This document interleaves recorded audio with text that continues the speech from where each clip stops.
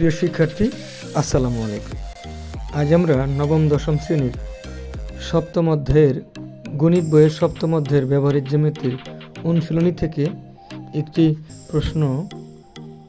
প্রশ্ন থেকে একটি ত্রিভুজ আঁকার চেষ্টা করব। যার প্রশ্নটা হচ্ছে এমন: একটি ত্রিভুজের ভূমি, সংলগ্ন একটা কোণ, উচ্চতা এবং অপর দুই বাহুর সমষ্টি দেওয়া আছে।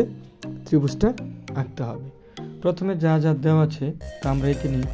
অর্থাৎ একটা ত্রিভুজের একটা কোণ দেওয়া আছে ভূমির সাথে, ভূমির সঙ্গে একটা কোণ, আর একটা উচ্চতা এবং অপর দুই বাহুর সমষ্টি দেওয়া আছে।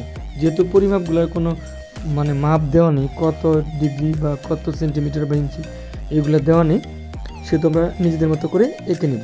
ঠিক আছে? যদি এগুলোর পরিমাপ দেওয়া থাকে আমরা সেই অনুযায়ী এঁকে নিব, তখন তার ইচ্ছা মতো আঁকার কোনো সুযোগ নেই। যেমন একটা কোণ দেওয়া থাকলে 60 ডিগ্রি, বা একটা উচ্চতা দেওয়া থাকলে 6 সেন্টিমিটার, আর সমষ্টি দেওয়া থাকলে 10 সেন্টিমিটার, তাহলে ত্রিভুজটা আঁকো, সেক্ষেত্রে একরকম হবে। আর যদি পরিমাপ দেওয়া নেই তাহলে ইচ্ছা করে নেব, এঁকে নেব। আবার বলি যে এই জিনিসগুলো অবশ্যই আপনার কম্পাস দিয়ে আঁকবেন, পেন্সিল কম্পাস দিয়ে আঁকবেন।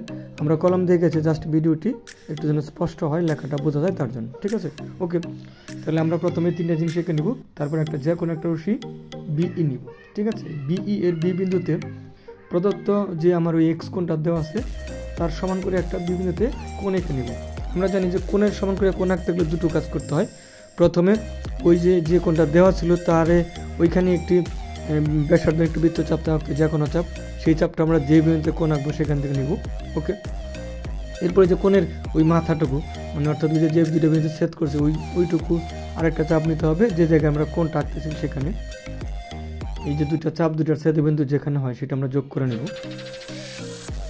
তাহলে ওই উদ্দৃষ্ট কোণের সমান করে একটা কোণ আঁকা হয়ে গেল। এবার আমরা ওই বি বিন্দুতে একটা লম্ব আঁকব।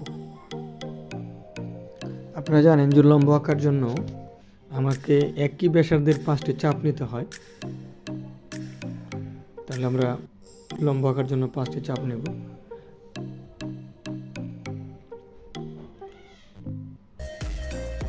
তাহলে 1, 2, 3, 4, 5। ওকে, তাহলে আমরা লম্বটা সংযোগ করে নিই। এই কাজগুলো খুবই সূক্ষ্মভাবে করতে হবে।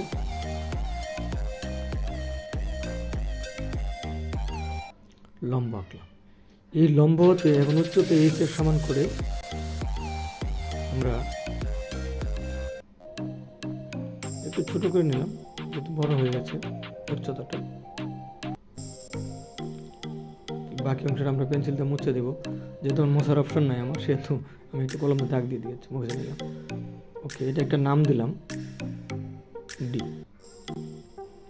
এখন এই বিডি রেখাংশের ডি বিন্দুতে আমরা এই বিই সমান্তরাল করে রেখা আঁকবো, অর্থাৎ এই ডি বিন্দুতে একটা লম্ব। কীভাবে? লম্ব আঁকার জন্য 5টি চাপ সমান ব্যাসার্ধের, যে কোনো ব্যাসার্ধের নিলে হবে। 5টি চাপ আমরা করে নেব।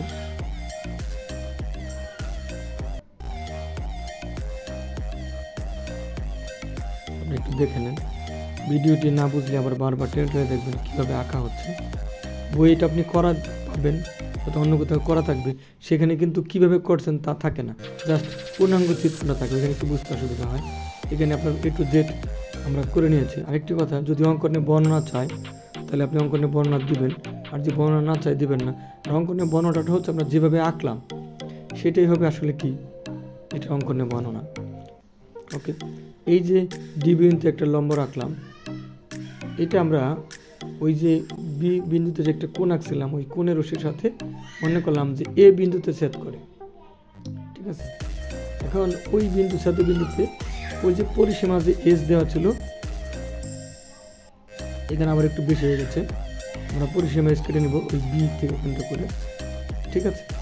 এই যে ছেদ বিন্দু ছিল, এখন এই ছেদ বিন্দুটাকে ধরে ওই যে ওইটুকু যে বেশি নিয়েছি আমরা, ওই যে বি রশ্মি অবশিষ্ট যে অংশটা, ওইটা দিয়ে নিচে ওই বিই রশ্মি বরাবর একটা চাপ নেব। ঠিক আছে? বি রশ্মি একটা চাপ নেব। চাপটা অনেকের হইতে পারে কি একটা জায়গায় সেট করতে পারে, যেমন আমরা একটা জায়গায় সেট করেছি।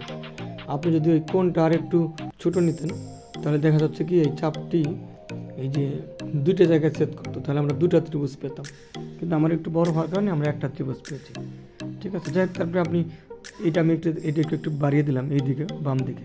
আপনার ক্ষেত্রে অনেক সময় বাম দিকে বাড়ানো নাও লাগতে পারে, সেক্ষেত্রে আপনি এই বি বিন্দুর ডান পাশেই দুটা ছেদবিন্দু পেতেন। কিন্তু আমি ওইটাকে একটা ছেদবিন্দু পেয়েছি আর একটা এইদিকে বাড়ানোর পরে পেয়েছি, ওইটা আমি যোগ করে দিলাম। তাহলে এই ABC এবং ABC প্রাইম হলো আমার উদ্দৃষ্ট ত্রিভুজ, ABC এবং ABC প্রাইম। ভিডিওটি ভালো লাগলে লাইক কমেন্ট শেয়ার করবেন, তারপর আইডিটাকে ফলো দিয়ে রাখবেন এরকম শিক্ষামূলক আরও ভিডিও পেতে। কোনো পরামর্শ থাকলে কমেন্ট বক্সে দিতে পারেন। গণিত আসলে প্রচুর প্র্যাকটিস করতে হয়। অনেকে একবার দুইবার করে তারপরে রেখে দেন যে হ্যাঁ পরীক্ষার সময় একবার করলে হয়ে যাবে, না, আসলে করা যাবে না, প্র্যাকটিস করতে হবে। সবাইকে আবার ধন্যবাদ জানাচ্ছি। আসসালামু আলাইকুম।